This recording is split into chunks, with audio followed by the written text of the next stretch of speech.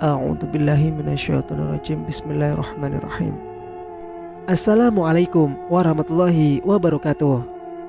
Kembali lagi di channel Sampul Hitam, yang tentunya akan berbagi cerita kepada teman-teman. Dan untuk cerita kali ini masih melanjutkan kisah yang sebelumnya, yang berjudul Kisah Tragis Penari Jaipong. Cerita ini ditulis oleh Ocha Mariadi. Dan bagi teman-teman yang penasaran dengan sang penulis, teman-teman bisa langsung cek link yang saya sudah siapkan, ada di kolom deskripsi. Bagaimanakah untuk kelanjutan cerita kali ini? Ini dia kisahnya. Selamat mendengarkan. Beberapa bulan yang lalu, ketika ia menumbalkan seorang gadis.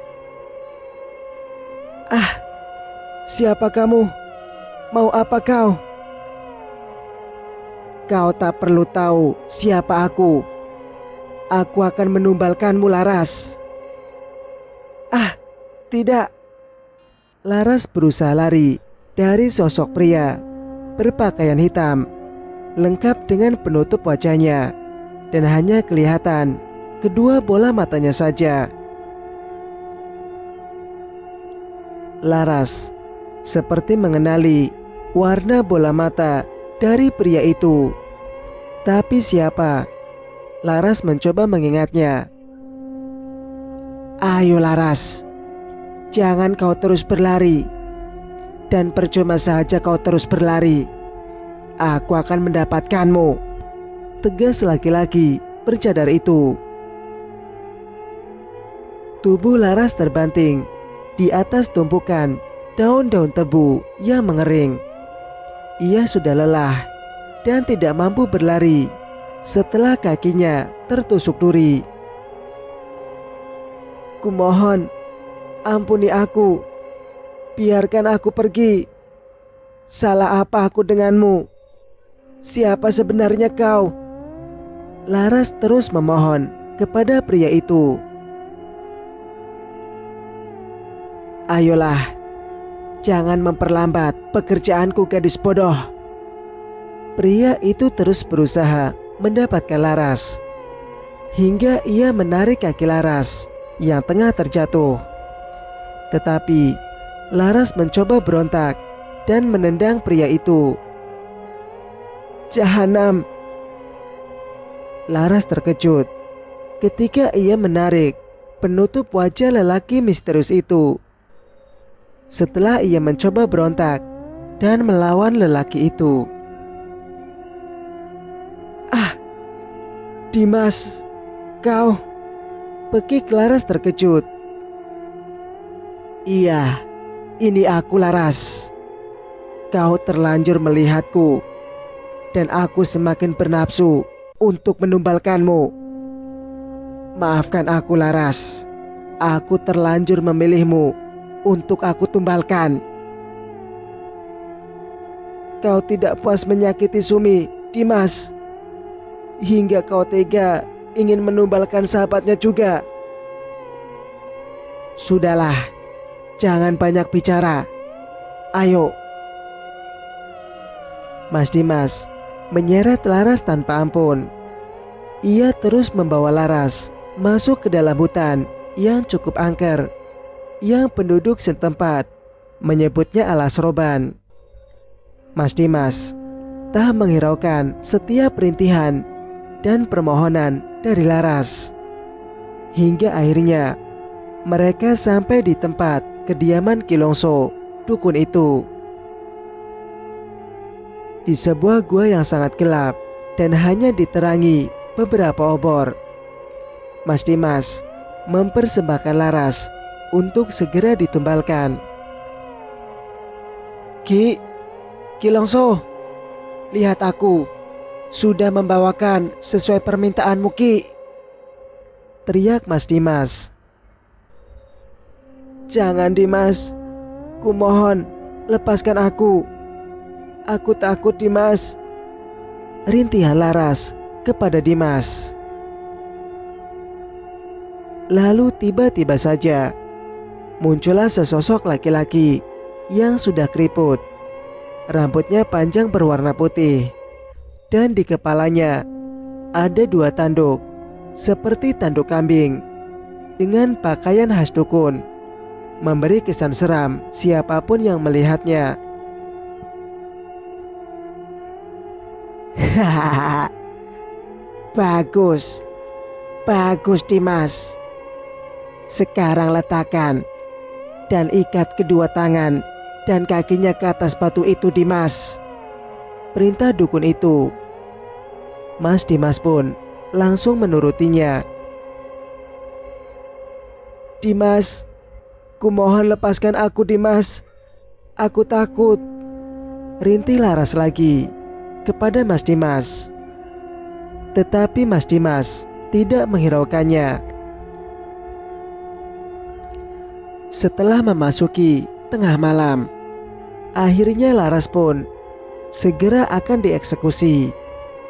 Pertama Kilongso menyayat pergelangan tangan Laras dengan sebuah pisau kecil yang sangat tajam, membuat darah segar gadis itu mengalir begitu deras. Dan Kilongso menempatkan darah itu ke dalam tempurung kelapa. Laras merintih kesakitan, tubuhnya terguncang. Ia ingin berontak, tetapi sia-sia saja. Kematian akan segera menjemputnya. Dimas, apa kau akan terus berdiri di situ? Pergi, tinggalkan kami sebentar. Aku akan menggaulinya untuk menyempurnakan ilmuku, Dimas, ucap Kilongso. Baik Ki. Mas Dimas pun pergi meninggalkan Kilongso dan Laras. Laras mencoba berontak dan memanggil-manggil Mas Dimas untuk tidak meninggalkannya, tetapi percuma saja. Setelah Kilongso selesai menggauli Laras, Mas Dimas pun kembali masuk ke dalam gua itu. Lalu alangkah terkejutnya ketika ia melihat Laras sudah tidak bernyawa lagi. Ia mati dengan sebuah pisau menancap di perutnya, dan buah dada sebelah kanannya telah lenyap dan terkoyak.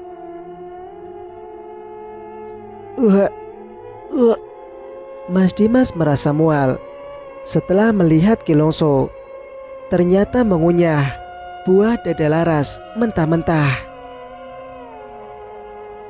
Hahaha, kenapa kau Dimas?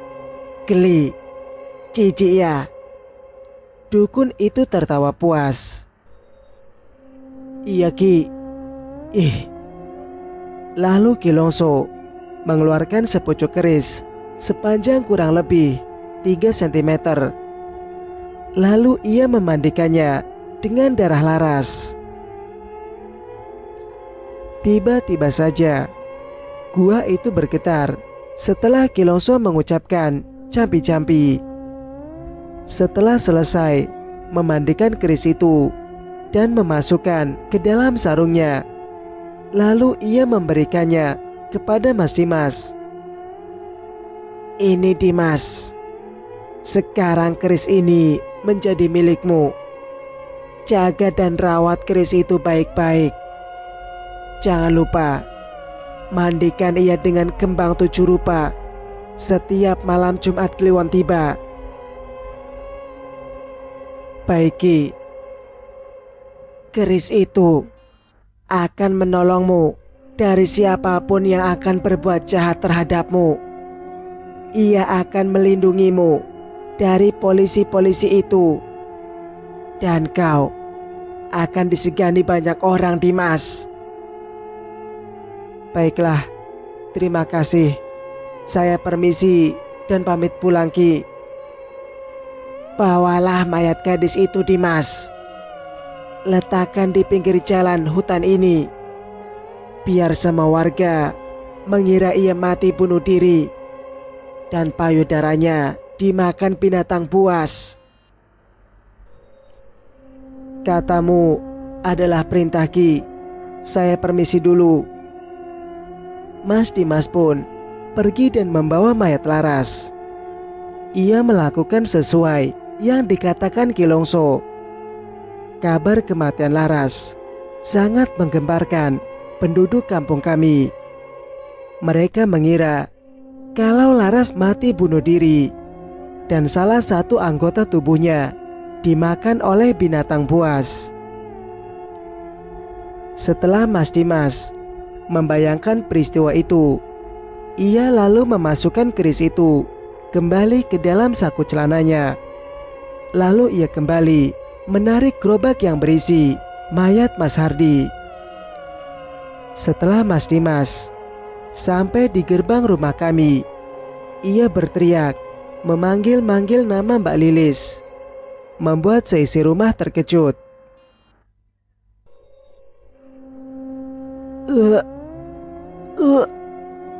Para centeng bapak pun merasa mual ketika melihat apa yang Mas Dimas bawa.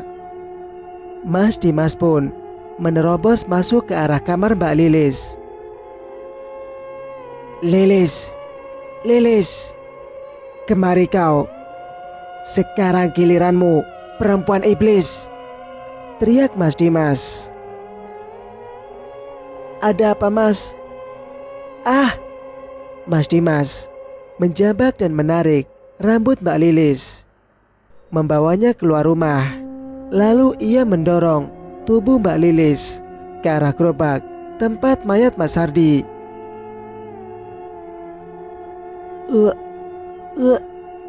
Apa-apaan ini, Mas? Apa yang telah kau perbuat terhadap Mas Hardi? Dengan gemetar, Mbak Lilis bertanya kepada Mas Dimas. Aku telah menghukum orang yang telah berani mengkhianatiku dan berencana menghancurkan keluargaku. Sekarang giliranmu, Lilis, pekik Mas Hardi kepada Mbak Lilis. Mas, apa maksudmu? Aku tidak pernah berpikiran buruk seperti itu. Aku yakin Mas Hardi mengkambing hitamkan aku, Mas. Dengan rambut acak-acakan dan pipi memerah, Mbak Lilis mencoba mengelaknya. Cukup, hentikan omong kosongmu. Aku sudah mengetahuinya. Kau jangan mengelak lagi, perempuan keparat. Mas Dimas terus menampar dan menjabak rambut Mbak Lilis. Mbak Lilis terus meminta ampun, tetapi sia-sia saja. Kemarahan Mas Dimas kini sudah memuncak.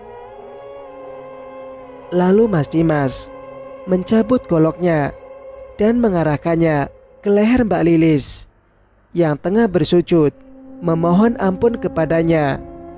Dan ketika ia siap menebas kepala Mbak Lilis, akhirnya aku sampai tepat pada waktunya. Ampun, Mas, ampun. Kumohon kasihanilah aku. Kasihanilah Surya, Mas. Surya masih sangat kecil, Mas. Ia sangat membutuhkan sosok seorang ibu, Mas. Rasa takut akan kematian menghantui Mbak Lilis saat itu. Aku tidak peduli itu, Lilis. Aku sangat membencimu. Bersiaplah menyusul kekasihmu ke neraka, perempuan keparat. Tidak. Teriak Mbak Lilis ketika Mas Dimas mulai mengayunkan goloknya. Berhenti, teriakku mencoba menghentikan Mas Dimas. Hentikan semua ini, Mas. Hentikan sikap main hakim sendirimu, Mas. Aku mohon, kasihanilah Surya. Dia masih terlalu kecil untuk kehilangan seorang ibu, Mas. Aku memukul dan menampari Mas Dimas. Aku ingin Mas Dimas tidak melakukan hal sekecil itu terhadap Mbak Lilis. Diam kamu, Sumi. Ah! Buk! Mas Dimas malah mendorongku hingga aku jatuh tersungkur di atas tanah yang becek dan berlumpur karena tersiram hujan di malam itu. Aku membencimu, Mas. Kau selalu memelihara emosimu. Kau tak memikirkan aku maupun Melati. Kalau kau membunuh Mbak Lilis, maka aku akan bunuh diri bersama Melati. Ingat itu, Mas. Lalu aku berlari, meninggalkan Mas Dimas dan Mbak Lilis. Aku terus berlari menuju rumah perkebunan di tengah hujan dan petir yang menyambar-nyambar. Sementara itu, Mas Dimas kini mengurungkan niatnya setelah mendapat ancaman dariku. Ia menangis dan terus berteriak histeris, membuat seisi rumah, bahkan penduduk kampung, mulai mengerumuni rumah kami. Dimas, ampuni dia, Nak. Kasihanilah Surya. Walau bagaimanapun, ia memanggilmu sebagai bapak, dan ia masih membutuhkan seorang ibu, Nak. Ucap bapak lembut, menasehati Mas Dimas. Tapi Pak, iya Nak, Bapak mengerti. Tapi bukankah kau telah menghukum Hardi? Bapak rasa itu sudah cukup, Nak. Tolong hentikan semua itu. Jangan sampai orang-orang menyebutmu psikopat lagi, Nak. Pujuk Bapak. Baiklah, Pak. Tapi aku tidak ingin perempuan ini masih tinggal di rumah kita, Pak. Aku mohon, usir dia, Pak. Baiklah. Ini sudah malam dan sedang hujan deras. Besok Papa akan mengantarkannya ke rumah orang tuanya, Nak. Sekarang kau pulang ke rumah perkebunan. Kasihan Sumi. Ia sangat marah denganmu, Dimas. Akhirnya Mas Dimas menuruti perintah Papa. Ia menyusulku pulang ke rumah perkebunan. Saat itu aku sangat terpukul atas perlakuan Mas Dimas terhadap Mas Hardi dan Mbak Lilis. Hingga air mataku tak henti-hentinya membasahi pipiku yang putih mulus dan kini mulai memerah. Mbak, lantainya sudah aku bersihkan. Dan Melati mulai menangis, Mbak. Mungkin dia haus, Mbak. Dari tadi ia tertidur, ucap Budi. Aku terkejut. Ternyata aku melupakan Melati. Ah, Melati, di mana dia sekarang? Di kamar, Mbak. Aku segera berlari menuju kamar, menemui Melati. Ia tengah menangis di ranjangnya. Mungkin ia kehausan. Setelah cukup lama aku tinggalkan, dan aku pun mulai menyusuinya. Setelah menyusui Melati, aku meletakkannya kembali ke ranjangnya. Shh, kasihan anak ibu. Tidur lagi ya, sayang. Permisi, Mbak. Iya, Budi. Mbak, apa yang dilakukan Mas Dimas terhadap Mbak Lilis? Apa ia tidak tahu, Budi? Aku meninggalkan mereka. Aku benci melihat perlakuan Mas Dimas. Sampai kapan sikap psikopat Mas Dimas hadir di tengah-tengah kehidupan kami? Sampai Melati besar, dia akan terus menghabisi orang-orang yang menyakiti Melati. Sungguh aku tidak sanggup lagi, Budi. Saya tidak tahu juga, Mbak. Tapi aku percaya Mbak Sumi bisa merubah sifat Mas Dimas. Dan aku percaya juga ia sangat menyayangi Mbak dan Melati. ia hanya ingin melindungi Mbak.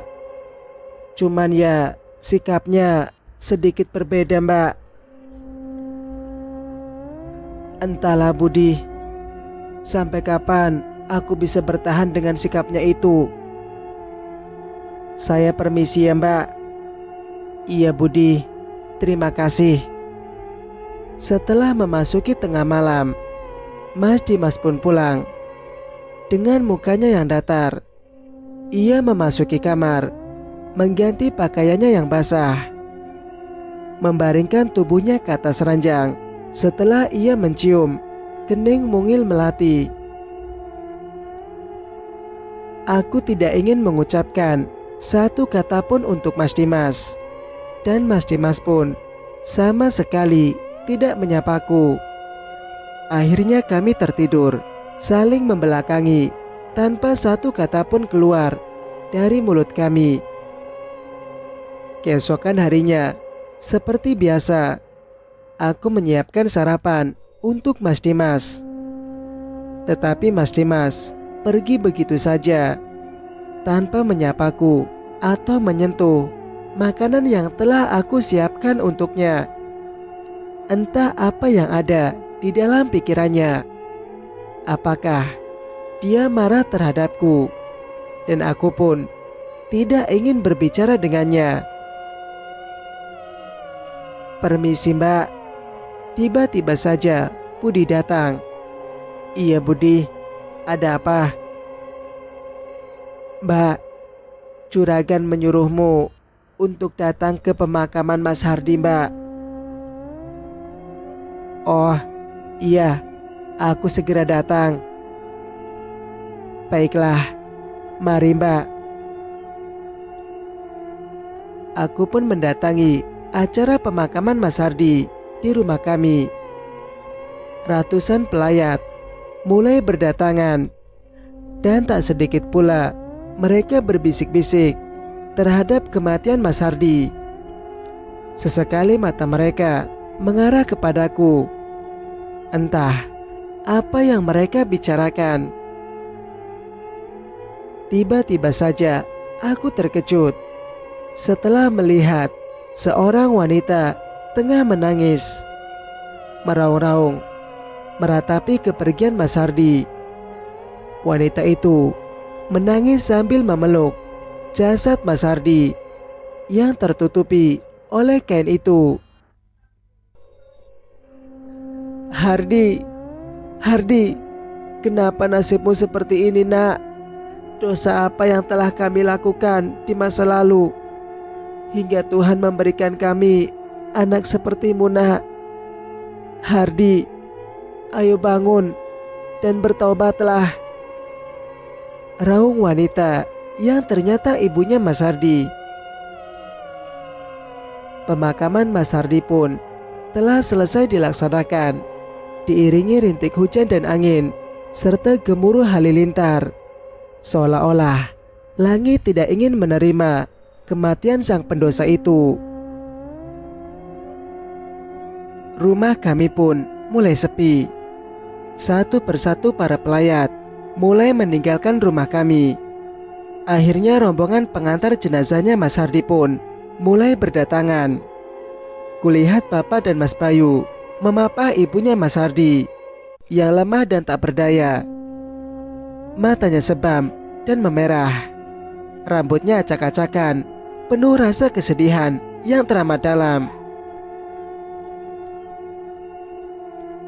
Cerita pun bersambung. Bagaimana menurut pendapat kalian? Jika kalian suka dengan ceritanya, jangan lupa like, komen, dan subscribe channel ini agar bisa mendengarkan cerita-cerita berikutnya. Wassalamualaikum warahmatullahi wabarakatuh.